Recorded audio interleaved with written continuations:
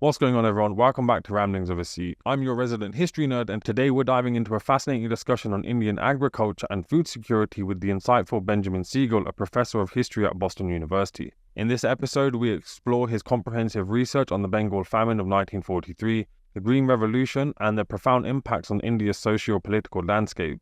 जो दादा वगैरह करते ਹੁੰਦੇ ਸੀ ਉਹ ਤਾਂ ਪਹਿਲਾਂ ਗੰਨਾ ਗੁੰਨਾ ਲਾਉਂਦੇ ਹੁੰਦੇ ਸੀ ਜੀ ਮੂੰਗੀ ਮਾਂਗੀ ਉਸ ਤੋਂ ਬਾਅਦ ਹਰੀ ਕ੍ਰਾਂਤੀ ਆ ਗਈ ਜੀ ਚੌਲ ਤੇ ਕਣਕ ਦਾ ਨਿਰਭਰ ਹੋ ਗਿਆ ਜੀ ਤੇ ਇਹਦੇ ਨਾਲ ਘੱਟ ਸ਼ਹਿਰ ਟੁੱਟਦੇ ਆ ਜੀ ਰੁਪਈਏ ਤਾਂ ਬਸ ਇੱਕ ਦੇਣਾ ਲੈਣਾ ਸ਼ਹਿਰ ਬਰਾਬਰ ਹੋਈ ਜਾਂਦਾਗਾ ਵੀ ਰੋਟੀ ਦਾ ਚੱਲਦਾ ਰਹਿੰਦਾਗਾ ਜਵਾਕਾਂ ਦਾ ਜੀ ਹੁਣ ਤੁਹਾਨੂੰ ਪਤਾ ਹੀ ਆ ਵੀ ਇੰਨਾ ਟਾਈਮ ਹੋ ਗਿਆ ਚੱਲਦੇ ਨੂੰ ਕਰਜ਼ਾ ਜ਼ਿਆਦੇ ਆ ਸ਼ਹਿਰ ਕਰਜ਼ਾ ਲੈਂਦੇ ਰਹਿੰਦੇ ਆ ਮੂਹਰੇ ਹੋਰ ਕੰਮ ਖੇਤੀ ਛੱਡ ਨਹੀਂ ਸਕਦੇ ਜੀ ਅਸੀਂ ਇਹ ਤੇ ਤਾਂ ਅਸੀਂ ਹੁਣ ਹੋਰ ਕੰਮ ਕਰ ਨਹੀਂ ਸਕਦੇ ਜੇ ਕੋਈ ਆਉਂਦਾ ਨਹੀਂ ਜੀ ਅਸੀਂ We delve into the nuances of food policy, land reforms, and the ongoing challenges posed by climate change. Even if agricultural history isn't your usual cup of tea, this conversation will open your eyes to the critical issues shaping India and the world. So let's dive in. Hey there, this is Benjamin Siegel. I'm a professor of history at Boston University. I work on South Asian and transnational history, and I'm thrilled to be here today. No, thank you. I love the fact that you're from Boston, and this is partly the reason why I got in touch with you was because last year I happened to be in America and we were in Boston, and I have a uncle who lives in Connecticut, and he was kind of taking us around some parts of the country, and I was obviously telling him about the podcast, and he was like, well, you should get in touch with people at the university in Boston because it's got a big department in history and it'll be really interesting. And I was like, all right, maybe. And then I remembered him saying that the other week, and I was like, actually, I'll have a look. So, yeah, I'm obviously super thrilled to have you here, considering we've been trying to schedule this for so long. So, no, thank you. Weeks. Yeah. Obviously, we're here to talk about your book. Now, your book begins with the Bengal Famine of 1943. Now, for most people listening to it, they've heard about it and they have a rough idea of kind of what happened. But do you mind breaking it down in a few sentences? What absolutely. took place and its influence? Yeah, the Bengal Famine is probably the most horrific of the later famines in colonial India. It happens in 1943 and 1944. People have debated the number of people who died during the Bengal Famine. Roughly, I think people now agree around 3.5 million people die. It's entirely a man-made famine. There's enough food to go around. Rice is being exported from Bengal in this period. And for many Indian nationalists, even people who are not particularly involved in politics beforehand, not involved in the nationalist struggle, the Bengal famine really comes to represent the worst moment of colonial rule. It's probably not the worst moment of colonial rule, but it happens at a moment when tensions are high. India is mired in the Second World War, largely against its will. The Indian National Congress leadership is in jail, and it feels like this is really proof of what many Indian nationalists have said for decades now, which is that the status quo is untenable. This is an unethical, morally bankrupt, corrupt colonial government. And it's really this moment that crystallizes a lot of these arguments and kicks off a set of debates around what role the new Indian state is going to play in food production and provision. This wasn't a planned question, but obviously considering we're talking about the Bengal famine, Winston Churchill constantly comes up in the conversation about it. And lately, I can't remember the chap's name, and it's really bad, I should, but I read some guy's thread about how almost trying to debunk that Churchill had any involvement to do with the Bengal famine. And I'm no expert in the area, so off the back of kind of reading it, you kind of think, well, maybe there's an argument. But obviously, considering you've studied it extensively and kind of have a far better idea than I do, what is your opinion on, or your view on Churchill's involvement in the Bengal famine? Yeah, I mean, Churchill's no particular hero in this story. Madhushree Mukherjee is a historian who's made an interesting case. I don't know if I buy all of it, but I think it's really well done research.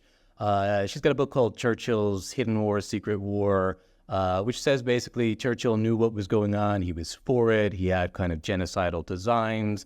I think that might stretch the case too far, but certainly he was indifferent to Indian suffering. I think whether or not Churchill himself was involved, what he knew or didn't know, one of the things that we can definitely agree on is that colonial officials knew what was going on. They were feasting while Bengal was starving. there's really nothing nice about this story. There were decent actors in the colonial government as well, people trying to manage it in different ways, but the overall record is bad, and Churchill is sometimes taken as the stand-in for that story, but he had a lot of things on his plate at that moment, and I'm not convinced that Bengal was center of the story for him.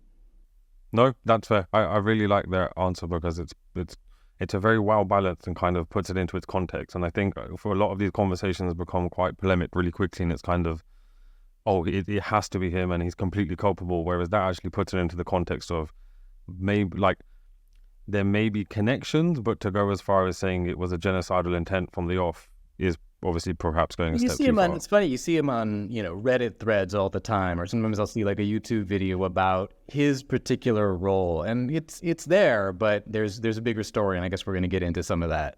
Yeah, no, definitely.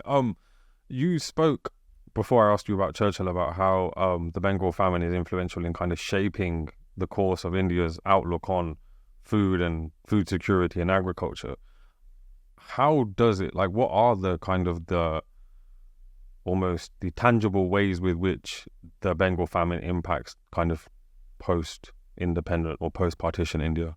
Yeah, so Indian nationalists have been talking about food for a long time. So it's not a coincidence. The Indian National Congress is founded in 1885.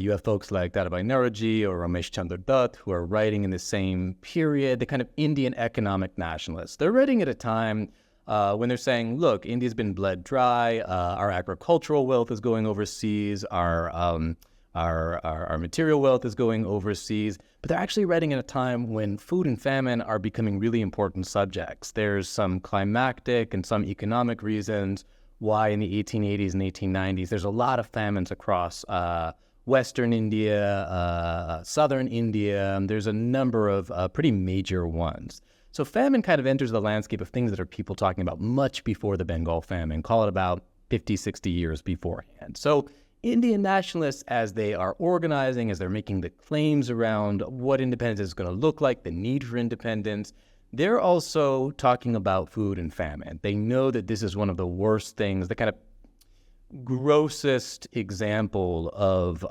what colonial rule means. They're talking about it for a really long time. By the 1930s, you have things like the group that's going to become the Congress's Planning Commission, and they're really debating, okay, what's the state going to do? What role is it going to take? Those debates are really alive. They're fertile, important debates. People stake out really different positions around what the proper role of the state is going to be. But they all know that the state is going to have to do more than the British state has done. The famine really brings that to the fore. It shows that this isn't a conversation that you can kick down the road indefinitely, but it's going to be the most important thing that the new nationalist government is going to have to deal with. And so you see that almost immediately. The minute that there is a provisional government assembled in 1946, the kind of transitional one before independence, food, famine, agriculture, these questions really move to the center. And they assume center stage in a way that I try to present in my own work, and I think hasn't really been discussed tremendously before that point. They bring food and famine to the center of the conversation. So if you look at the Constituent Assembly debates when they're trying to decide, okay, what does the state look like? What are we going to take from the 1935 Government of India Act? What are we going to bring in that's new? What are the core principles of this state? Then it's clear that food is going to be a central role because everyone remembers Bengal. Everyone has lived through it. Bengal is also not something that people are just reading about in newspapers or in pamphlets. They are hearing about it on the radio. They're seeing photographs of famine victims. It's a real living memory for everyone there. I'll point out it's not the only famine. There's another famine around the same point in time that takes place in the Malabar coast in today's Kerala. It's in Travancore state. It's a significant famine. There's other shortages elsewhere, but Bengal is so kind of looped into the nationalist struggle, so seen as central to the story of Indian nationalism that it takes on this outsized role. So we can't really do the counterfactual, and I think historians don't get to do that, but I think had there not been such a famine, it's very possible that food would have been important, but probably not so central to the new state's legitimacy and its sense of purpose. No, understood. You mentioned that famines were kind of a common thing of West Bengal and kind of West India and South India. And what's interesting for me is obviously someone with a Punjabi background is that Punjab in the modern day, and obviously I'm sure we'll get into how and why that happened over time, but Punjab in the modern day is the breadbasket. So it's just interesting for me, and obviously my question, I'm sure you can assume, is why was there not famines then in the areas that I would assume, like as in I connect harvest with Punjab, so I would assume if there was a famine, it would be in that area too. So is like, what is the structure or I don't know, what is the kind of the greenery of India at this point in terms of why is it, I guess, affecting certain parts of the country rather than others? Yeah. So to just zero in on Punjab is because Punjab is going to become so important in our stories of the Green Revolution, of contemporary farming politics. It's really the central story in so many ways. Punjab's agriculture gets transformed pretty radically in the 1880s and the 1890s as a result of heavy military recruitment from Punjab after the 1857 rebellion or the War of Independence. The Indian Army starts recruiting pretty heavily from Punjab. So you get a lot of Sikh in particular soldiers in the army. And as a result, there's a kind of almost a quid pro quo investment, though the British are certainly getting their share out of it, in Punjabi agriculture. And you get something called the canal colonies. So you get really well-irrigated, strong agriculture in Punjab, using the best available technologies of the time. And that really means that Punjab agriculture in this period is resilient. Now, there are parts of Punjab that are more and less inured against famine, that are thicker kind of with agriculture. So in what will later become Haryana, so mostly the Hindi-speaking areas of the state, it's less the breadbasket. There are shortages, there's inequity in distribution, but it never gets into the kind of famines that you see in other places in Bengal. Some of that has to do with the crops, and we could really nerd out on this. The role of wheat and what it looks like in the 1890s or so versus rice. Rice is a little bit trickier. They all need irrigation, they all need water, all crops do, but rice is a kind of harder one. We see that now. Rice is more affected by climate change than wheat is. But it means that Punjab, which is broadly wheat eating, has great agriculture, isn't so central in this story of famine because there's not much to speak of. It will become really important by the time we get to the 1960s when we talk about the transformation of Punjab agriculture in a modern sense. Yeah, okay. No, that's understandable. So basically, Punjab's agriculture is just more resilient at this point. It's doing okay, Yeah. Again, a slight sidetrack. What you were saying, let's nerd out. And I was watching, this was a while ago, I think, during the farmers' protest. I was watching a Vice video, and it was talking about how farming these days, especially in Punjab, is monoculture. And as a result, it has impacts on the irrigation and kind of how... and the natural habitat and all sorts of kind of ecosystems that would grow if you had all different plants and everything put together. So I know we're kind of jumping ahead and kind of going back and forward, but how does that play into things over the stretch of time that we're talking about? Yeah, so it's completely, what you said right there is totally true. Punjabi agriculture, like all agriculture, will turn into more... you said monoculture. I just call it commercial agriculture too. What are you going to sell? You're going to sell wheat, and you can grow one thing. Punjab in the present day, and I'm sure we'll come to this later on, really is probably at the limits of what it can climactically do. The kind of productivity that has made Punjab in the modern times so productive, so wealthy from that production, at least in certain pockets, and it's really uneven, and we saw that in the farmers' protests. You can't do that forever. You can't get water out of the ground forever. You're at the mercy of climate. And it means that Punjab, for all of its historical success, is probably going to see the brunt of a lot of climate change and a lot of climate adaptation over the next, I'll call it 10 to 50 years or so. So Punjab has been a success story for a long time. I don't think that's going to continue for the foreseeable future. No, and we'll obviously get into that. But just going back a little bit, because there's so many questions in my head now, but I'm aware that we'll be jumping and then going back and then again. So the story of Ramnath Puri is pivotal to your narrative. Now, I just want to get into kind of, first of all, for those listening, who is he? And then what does he have to do with food security, agriculture, and kind of... Yeah, Ramnath Puri is a figure who opens up my book. I became fascinated by him. He is an Indian revolutionary, a Punjabi revolutionary. He, around the turn of the century, 1910 or so, he leaves Punjab. He gets involved in the Gadar movement, which I'm sure you've covered elsewhere, the kind of international futurist anarchist movement fighting for kind of radical visions of independence. It's an absolutely, I think, just wild movement that we deserve more books about. So he stops in Japan. He ends up kind of a transnational revolutionary. And then, like a lot of these guys, he ends up in California. He cools his jets for a little bit. He serves as a translator for a little while. He runs a boarding house. And then at some point in time, he does what everyone in California in this moment does, is that he gets into agriculture. It's unclear to me whether he has any real agricultural background beforehand, but he starts farming, and he does pretty well as a farmer.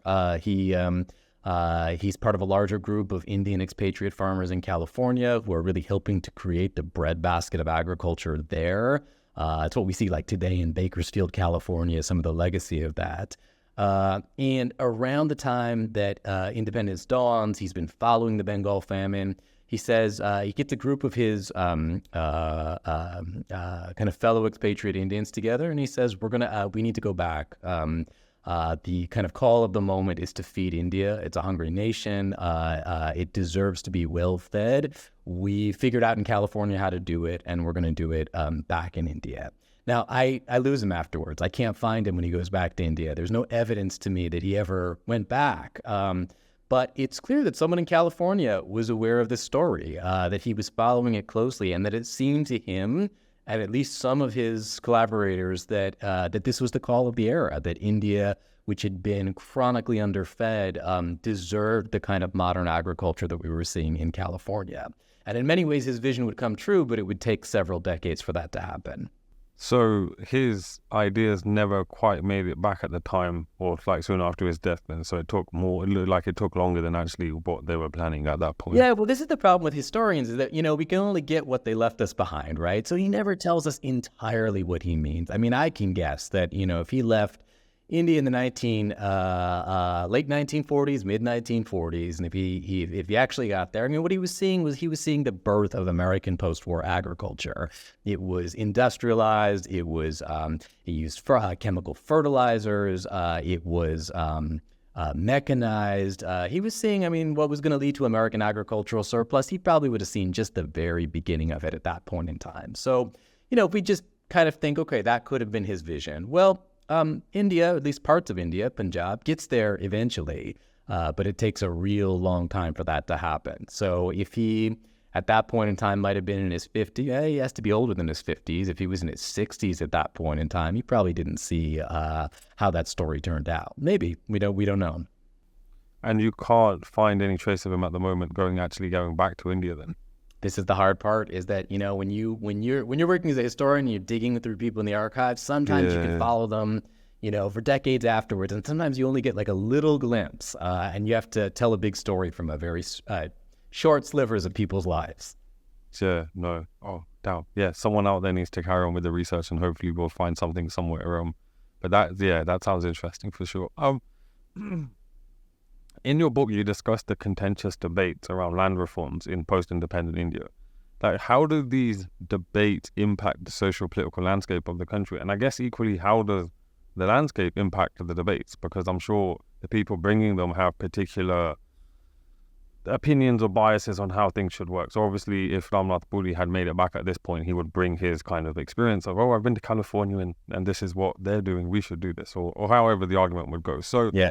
What is going on at this point, and kind of what are the arguments? Yeah. So let me try something new. So I think, one of the ways you could look at, the story of India's first decades is that the story of Indian politics is also the story of Indian land. Who holds land? Who has access to land? How do you who gets to graze on it, to grow on it? Who owns it? Who gets the revenue from it? This is a story that dates back to, at least the 1760s, 1770s or so, but probably much longer than that. But it really comes to the fore in the first couple of decades of independence. So India looks like many countries do around the world around this time, or at least the way that some other countries looked like decades before. So India has massive, large land holdings where a single person or a single family owns big tracts of land. And this is called zamindari. The zamindar, of course, is the landlord, the person who owns the kind of estate. And this is not that dissimilar from what you have with serfs in Russia. You have kind of large estates prior to the Russian Revolution. You have the same thing in China. It's not that weird of an organization, though Indian land ownership has like distinct structures and it varies from place to place. But the big question is going to be like, okay, is this a good arrangement or is this a bad arrangement? How much land is and good for whom? So, if you're a large landowner, great to own a lot of land. You get good revenue from it. You might even be able to invest in different ways on it. If you're just a peasant cultivating a small amount of land, you want like a field to call your own. And so the Indian National Congress decides early in the 1950s that it has to take on the problem of zamindari, of hereditary land ownership. And so it tries in different ways. It says, okay, we're going to break up the estates, and that doesn't really work. There's legislation, but people just kind of like give land to their brother, or they kind of break it up in name but not in practice. There's all sorts of tricks that people use. And part of the problem is that the Indian National Congress needs these landowners too. These landowners are powerful people. They can deliver votes. They can provide support, and they're doing that. So it's really hard for the Congress to actually do this. But at the same time, there's a sense that people need to have their own land. Now, if we talk just about land, this would take the entire time that we have. But you can broadly think of it this way. There's large landowners who are saying we need to keep large amounts of land together so that we can invest, we can do kind of, we can put money into technology, we can kind of get a lot out of the soil. And that's at odds with people who are cultivating small amounts of land, who really believe that they need farming for themselves, for their families, to make a small amount of money on the market. And those two goals are in tension for a very long time. The Indian National Congress, the different parties try to settle that in different ways, but it remains really alive in the 1950s, 1960s, and to some degree it continues. But this is one of the big sites of debate in this period. No, that's I keep getting distracted because there's so many questions and I want to ask before you've answered, and then I'm like, actually, hold on, there's other questions to get through as well. I think one thing for me that was interesting, and this is more so coming from, I guess, someone who's not necessarily so aware of kind of the ins and outs of this period of history, which is the role of citizen participation in shaping food security discourse. Now, I think that's also because perhaps the context within which we live in today, and kind of I just think that kind of engagement is almost a surprise to some degree. But how does that? Well, I guess it also relates to the landowners, because they I would assume, have more of an influence than, say, the peasant or the lay person on the road, or however you want to frame it. But how is this discourse being framed? And I guess also, how is it structured by the social organization of India at the time itself? I guess landowners arguably having more power and control. Yeah. So it's a big question. Let me try to enter it in the best way I can. So yeah, you're totally right. There's loud voices in this period. So we can hear, it's really easy to hear from politicians. It's really easy to hear from landlords, from people who talk a big talk and have loud voices. One of the things that historians always try to do is we try to figure out, okay, who's not being heard? What are the quiet voices saying? And sometimes we have to guess, but sometimes we can dig around in the archives to find out. And one thing that really surprised me was that when I was doing the research for this book, was that citizens were talking all the time, and they were doing it across all the kind of divisions that you might imagine. They were doing it across divisions of of gender. They were doing it across divisions of class, of caste. They were doing it across linguistic divisions. One of the documents that kind of sticks with me was a little pamphlet that I found. It's from what was then Madras State, so in South India.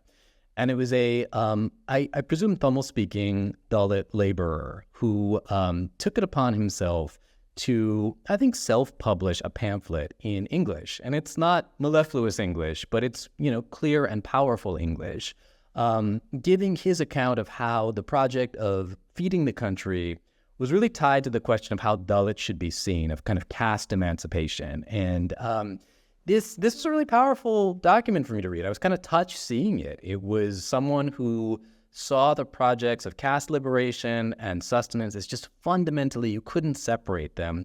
And that he was writing in English suggested to me that he wanted people to hear him who were beyond kind of his own region. One thing that we kind of forget is that India, of course, is really big, but India is really knit together by a kind of network of communication technologies really early on.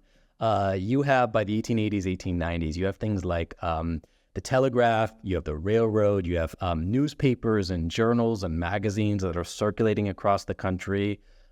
India is blanketed in radio waves by the 1930s, 1940s. It has television eventually, though it's not, particularly, there's like a single channel and it's, harder to get to. But India is really like thick as a place for communication. So people can enter into that, and they do. They write in newspapers, they write pamphlets, there are letters. Every picture that I draw of this period is incomplete. You pick out the voices that you can find, and historians always have to correct for that. But it's not just elites who are talking in this period. Citizens are really playing a role, and politicians have to listen to them to different degrees. I just wondered, obviously we're about to get into kind of the Green Revolution and some of the decades after, obviously after independence, but the debate started going on about land reforms. How does that, if in any way, then relate to the way the Green Revolution is kind of brought into effect? Like, as in, is there a connection, or are they kind of like, well, this is the second phase now of what we need to do? There's totally a connection. So for Nehru, and for not everyone in the Congress leadership, Nehru is at kind of the left, but not far radical left wing of the Congress. There's a kind of key principle that India has to take on. So India, we know all of these things. It's at independence, it's supposed to be secular and socialist. The degree is, varies, and that means different things, to different people, and it means different than what we might think in the States or the UK, but it has a meaning. And he believes fundamentally that whatever you do in Indian development policy should be predicated on the principle of equity. So no one should really get to concentrate their resources that much. Now, this is like a good democratic value. I'm for this value. I like this value. I don't want you to get me wrong on this.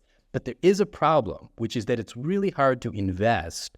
If you're spreading out thin resources, it means that you can't invest a lot of those resources into a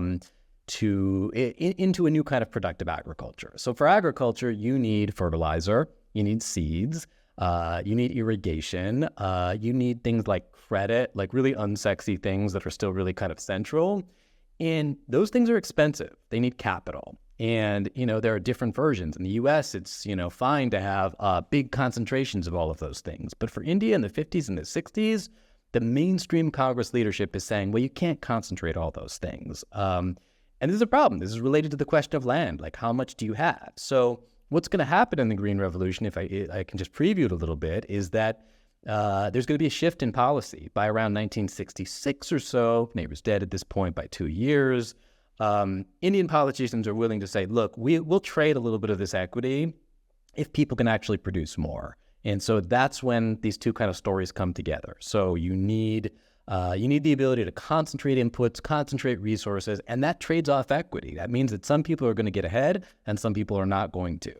That may or may not have been worth it, and I'll leave it, we can talk about it to others to debate, but that's how those two stories get connected.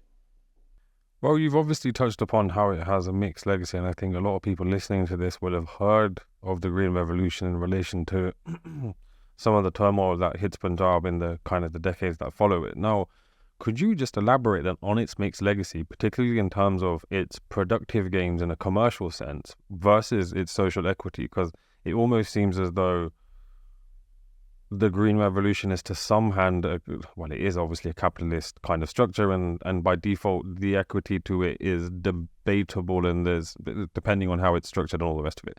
But yeah, in your estimation and with everything that you've studied, what would you summarize about its legacy? Yeah. So before I try to assess it, let me just try to explain what it is really quickly. Yes, please. Yes, definitely. By the late 1960s, I talked about this a little bit a moment ago. There's a set of kind of proposals, packages that largely come from the United States. There's a near famine in Bihar. There's a sense that the old policy isn't working. The Ford Foundation, the Rockefeller Foundation have been kind of planting the seeds, so to speak, for this for a while. And then the United States government kind of pressures Indira Gandhi's government to accept a set of reforms in agriculture. And they basically involve, and she has policymakers who are very happy at this point in time to say yes. They're kind of pressing on an open door is the expression. They say, okay, let's find a couple of districts that are particularly kind of qualified in some sense, that they have good farming, that they have good. So this is basically, largely Punjab, some places in southern India, places where some of the elements are already there. People with good credit networks, already doing some kind of like modern intensive farming. And they say, look, let's give them the tools they need. Some of those tools are going to be like, okay, better credit, better fertilizer, better tools and implements, things like tractors. But the most important thing is this new technology, the hybrid seed. These are seeds that have been bred in a couple of different places, in the Philippines, in Mexico, in Taiwan. These are just like stronger seeds that can withstand disease. They can grow more on shorter stalks. They don't fall over and die. And this is both in rice and wheat.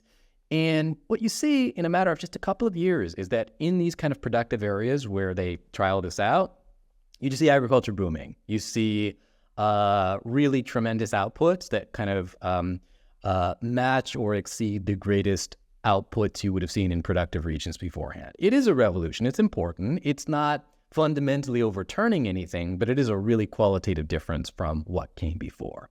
Now, the Green Revolution, this is where I get to the question of like, okay, is it good? Is it bad? What's the trade-off between productivity and equity? Well, it's both. Some people are really quick to say, well, the Green Revolution, kind of terrible. Some people are really quick to say, this is revolutionary. It's how India feeds the world. Norman Borlaug is the scientist who gets the Nobel Prize for his work in kind of developing the technologies. So people are really split on this. I think it's somewhere in between. So it's kind of hard to deny that Indian agriculture goes through a qualitative difference in this period.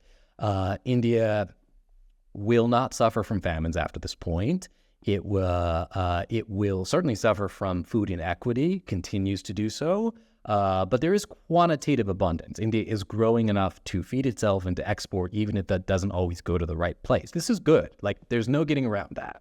The bad part is that some farmers do really well, and the vast majority of farmers don't do that well. So people who are kind of large-scale farmers, they're able to not manipulate the market. The market's been set up in a particular way, but they can capitalize and make good money in agriculture. And you see some farming communities do really well on this. The vast majority of Indian farmers are suddenly competing. They don't have the same kind of inputs. They don't have the same kind of access to fertilizer or credits.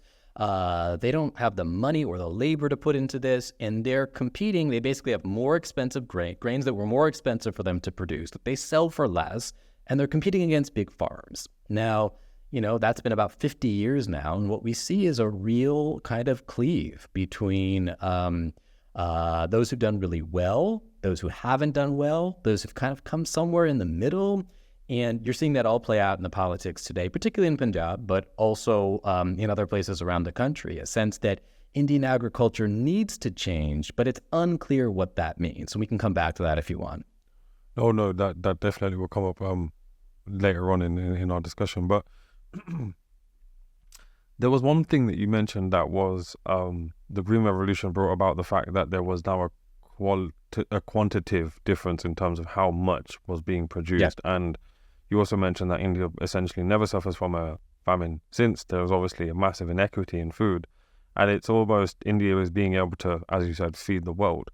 Why do you think then structurally, considering India is a breadbasket of the world, it's unable to provide a basic, and this isn't directed to India as just like on its own, as in this argument could be put to a lot of countries, but with India in particular, obviously in our conversation, why do you think then, considering there is such an abundance, it's still unable to be equitable to any kind of standard? Because as in any of us who have been to India are more than aware of the level of poverty that is just everywhere. And there's a marked difference even between those who have money and those who don't. And there is a lot of people in India that don't. But in context of our conversation, why do you think, or why has the system been set up in such a way that there isn't that equity? And especially considering what you said about Nehru and kind of his ideas. Obviously, he's passed away before this begins, but his ideas of equity. So let me try to frame this in the best way I can. Please. You know, the problem of production is separate from the problem of distribution. So you've got food. How do you get it to people? I want to point out that this book came out in 2018, and it's only been 6 years since that time. And I had a set of fairly dire statistics about Indian how well-fed, or rather how not well-fed India was. India has not escaped that velocity, but it does look to some degree qualitatively better than it did even 6 years ago. So I have many critical things to say for a different podcast about what the state of Indian politics in 2024 looks like. It's a depressing landscape. But there has been some changes over the last, 5 or 6 years in particular that make me a little more optimistic than when I was writing this book beforehand. A little bit of optimism among a lot of pessimism. The thing I'll say is that Indian actors try many different things. In the 1950s, 1960s, there are different kind of rationing schemes that try to get grains to people in different ways. That's replaced later on by something called a public distribution scheme, and different states experiment with different things. There are experiments in the early 2000s with things like cash transfers instead of just giving away grains. The Congress government, the UPA government, on its way out, passed one of the largest food programs the largest in human history. There's a lot of creativity around this question. I think fundamentally it's a question about access to markets. How fair are markets? How can people access them? There's probably somewhere between, rapacious libertarian capitalism and kind of full-on, socialist distribution that has the answer in it. And that balance has been really hard to get. And India hasn't, like many countries, has not gotten it. And I include the United States among the countries that hasn't gotten it right. India suffers and still suffers from what health economists call the dual burden, which is they have a population, largely rural, though not entirely, of people who are undernourished, who are usually children who are stunted, who have poor health outcomes. They don't have access to either appropriate calories or often kind of appropriate nutrients in other ways. At the same time that they have a growing problem with a public health problem with obesity, with diabetes. Cardiac complications. Like many countries, and India is not unique here, they have not been able to kind of figure out, okay, what role is there for the public sector and the private sector to play? And they're still striking that balance out. The consequences are pretty tragic when you don't get that right. I have a little bit of optimism that may continue, but to throw a wrench in that, things like climate change also give me a little bit of pause in how optimistic I can be. No, definitely. And I'm sure actually that question will come up in relation to Punjab and the Green Revolution in a little bit. But I just wanted to go back slightly, which is you obviously mentioned how the Green Revolution brings in, amongst things like capital and whatever other economic tools that are required, a whole load of technological changes. How does the whole package alter, and I'm going to say traditional farming practices, but to some degree by this point, how traditional are they? Like, as in it's been, like, as in things, you've gone under British colonialism, you've come into post-independent India, like, as in I'm sure those farming practices have been evolved over time, but for the sake of the argument, the traditional farming practices, like how were they altered, and what were some of the unintended consequences perhaps of that? Like we spoke about monocultures earlier, but I'm sure there's loads of other kind of side effects. Yeah. So I mean, Indian farming looks different, everywhere. So we're going to just throw some like big generalizations here. One thing that makes Indian, and I hope maybe this will answer the question. One thing that makes Indian farming unique compared with, say, American farming is like all American farming, all British farming for that, for European farming is what we would call heavily kind of modernized and industrialized. Like we have a romantic image of what a farm looks like. And it's not really that. I mean, there's, it's industrial. We know this if we meat, we know that there are factory farms. We also know that there are,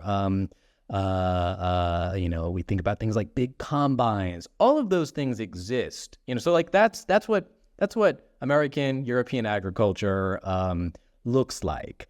Indian agriculture has those. If you go to a modernized farm, in Punjab, that is as kind of advanced as any farm anywhere in the world. You see some of the most interesting technological advances that you would see anywhere, from, kind of what is the newest like patented seed, though that's controversial in India, to, guys who are buying, John Deere tractors with the latest AI firmware updates. Like it all exists there. But if you go not that far away, you have what I would kind of describe as kind of low technology, lower technology farming, which is not doing that well.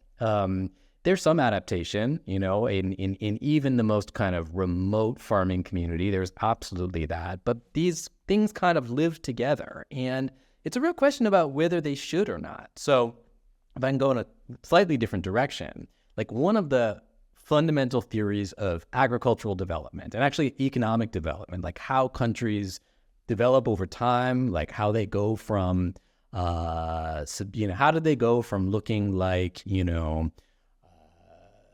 I don't know, looking like Malawi to looking like Singapore. One thing that is supposed to happen, and, socialists, communists, libertarians, capitalists, like everyone believes this, is that people are supposed to do less farming over time. So, you're supposed to have, you go from a time when like 90% of people in a given country are doing farming to, as it gets more productive, people are supposed to leave it.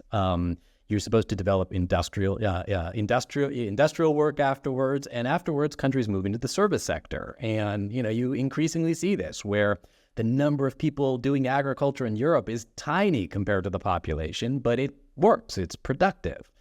Now, India hasn't been able to do that. So India has a service sector that is profoundly world-class. Go to Bangalore, go to Mumbai, go to Delhi. You see a kind of flourishing service sector there, but you haven't had the kind of transition that you would expect, where you kind of have a middle class that is moving away from farming because it's not that productive, and people who leave farming can find opportunities somewhere else.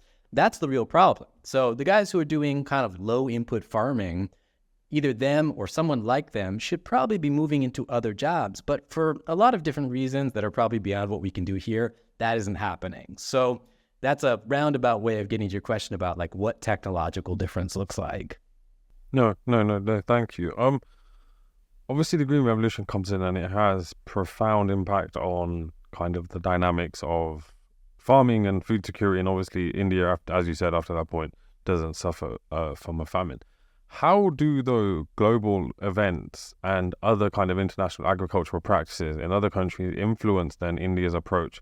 Because obviously Green Revolution, as you said, it's kind of American influenced. But how else does the context of the world, I guess, impact the food security in post-independent India? Yeah, so Indian thinkers are creative. They are globally minded. They are looking around the world. So like Ramnath Puri comes in and he's thinking about the United States, and it's to that vision that many people will return about 20 years later. But Indian planners in the 50s and the 60s, like they're looking all over the world. The two countries that they think have gotten it right for the most part are the Soviet Union and China. Now, the Soviet Union represents, in this period, not by the end of its existence, pretty impressive accomplishments in agriculture. Soviet Union is producing more, it's got the 5-year plans, and so maybe they were right to look there in some degree. They're also looking at China. Nehru in particular is impressed by what's going on in China, and China looks really good from the outside, like people have been assembled into collective farms. Nehru tries to do that. Now, what no one can see is that China is actually going through a famine in this period. This is Mao's Great Famine. But they're international influences. Increasingly, though, in the period afterwards, Indian actors, Indian thinkers are looking creatively to other countries. There are kind of massive exchanges where Indian farmers are traveling to Europe, traveling to the United States to see what's going on. There's an extensive back and forth between agriculture in Punjab and Israeli agricultural experts. There is a lot of a kind of sense of like to modernize means to go overseas and to figure things out there. It's a kind of rich back and forth, but whenever I never like thinking about India in a vacuum. I always like to think about, okay, what are these international connections that are occurring? One of the, if we talk about Punjab, the connections between Punjabi farmers in India with folks in the UK, with folks in Canada, with folks in the United States is really profound. So you see those back and forths too. Obviously, the Green Revolution comes into play, has a profound impact and secures food security for the country. And that in itself has some knock-on effects in terms of how now India is feeding the world, but equally, as you said, productivity and distribution aren't related. And I think that's actually a very clear-cut way of looking at it. But how then, over those decades since, and maybe not into contemporary times, but maybe say from like the 60s, 70s, 80s into the kind of early 2000s, how have discussions on food policy changed and influenced then the country's kind of dynamics? And equally, how has the political dynamics of the country influenced the outlook on food policy, right? Because I guess it's not necessarily, the conversation isn't kind of one way, it's almost cyclical. Come on, give me a hard question. Sorry. But yeah, like how what's going on and how is that landscape kind of ebbing and flowing? Yeah, so let me speak in really general terms. Since we know that the 1980s are this moment when the Indian government, Rajiv Gandhi's government in particular, experiments with, liberalization. And that in 1991, Manmohan Singh, ushers in liberalization in a pretty profound way, and that transforms the Indian economy. Some of that's good, some of that's bad. It's like the Green Revolution, a real mixed bag. I'd argue that, that looks like a pretty good decision in hindsight, but the way it's been managed has been kind of a bad one. So agriculture is squared in directly in these debates. One of the, I'd say that broadly speaking, the Indian center left has argued for a heavier hand in protecting kind of structuring how Indian agriculture looks. And that's looked different ways. So, it's played a pretty heavy-handed role in distribution, whether that's in cash or in grain. It's wanted to think a lot about the public distribution system. It's been, pretty careful and critical. And I'd say that was true in the 90s and 2000s. The right and center right in India, and again, big generalizations here, has been happier in some way to take a more laissez-faire approach with production. So, basically, allowing kind of the accumulation of capital in different ways. But they've also been aware that it's really important to provide cheap grain to people who need it as part of the political project. So it's not, kind of black and white in that way. But I'll try to, thread this needle by saying, in every political dimension, you have to think really carefully about what the different interests are. And the interest of an agricultural producer looking to sell his or her goods on the market versus an agricultural consumer, or rather just a consumer generally who wants to go to the mandi and buy things or, can't buy things and needs to get them through the state. That's like, this through line that is incredibly important. And it's really easy to forget if we just hang out like in metros, we don't see it that much. But if we leave that and we get into any smaller town or we get into any rural district in India, you see that very profoundly. I guess this question then nicely kind of ties to what you've just mentioned with everything we've been discussing, which is based on everything that you've researched, and obviously I'm sure you've kept up with the events of the last kind of 5 years or so with what's been happening in India. But based on your research, what lessons from India's historical pursuit of food security and its success in actually securing that do you think are most relevant for today's policymakers who would perhaps be dealing with that question? Yeah. Well, I mean, if there are lessons, and historians don't do lessons, so I'll try it, But, one thing that's clear to me is that you ignore the question of agriculture or at your own risk, or it's easy to, propose something simple from Delhi, but the political downstreams from that are usually pretty hard to predict, or they're hard to see from the capital. We saw that, of course, with the 3 bills that came together during that led to the farmers' protest. I would argue that there is a need for structural change to Indian agriculture. Probably, if I think about it, it's that people need to be given off-ramps from agriculture so that they can get into industrial jobs, into service sector jobs, and leave a world that is really hard, brutally hard. Agriculture is not romantic. It's very difficult, and if people can leave it, they probably should be. But what you saw with those bills that were passed was you saw a real, and that was going to allow, a particular kind of foreign direct investment in agriculture. It was going to kind of profoundly reshape what agriculture looked like in Punjab. That wasn't the way to do it. That wasn't the kind of smart move. That didn't take into account that so many people's lives and livelihoods are bound up in agriculture, that their political interests are inseparable from that of agriculture, and that you really need to figure out, if you're going to do radical structural change, you need to understand, have a vision for what comes afterwards. And I think too often there hasn't been that sense in agricultural policy. By the other hand, people's India is going to, India is the most populous country in the world. India is also going to have the world's largest middle class. I think that's something to celebrate. I think that is, I have my own anxieties and apprehension about the Indian political landscape today. It's for a different podcast. But if we can celebrate something, it's that India's middle class is going to be the largest in the world. And that's great. The asterisk to that is that many people are not part of that middle class, and that the number of people who are going to be shut out of that is going to be larger than most other countries in the world. And that's something that is going to, it's inseparable to solve that if you're not also thinking about the problem of nutrition, of equity of access, of ensuring that people can get the food that they need. In a very basic level, people who do not have enough to eat or who eat poorly do not thrive. They don't grow. They're not as tall. They're not as their mental capacity is not as high. These are just like the profound downstream consequences of malnutrition, and they're impossible to escape that philosophy. So, in as much as India's politicians, people who are thinking critically about social problems, need to be thinking about something, they can't kind of say, okay, we're done with the question of nutrition. It's not done. We are. I think it's bound up. The future of Indian society, Indian democracy, the Indian population and its body politic writ large is so tied up with the question of nutrition.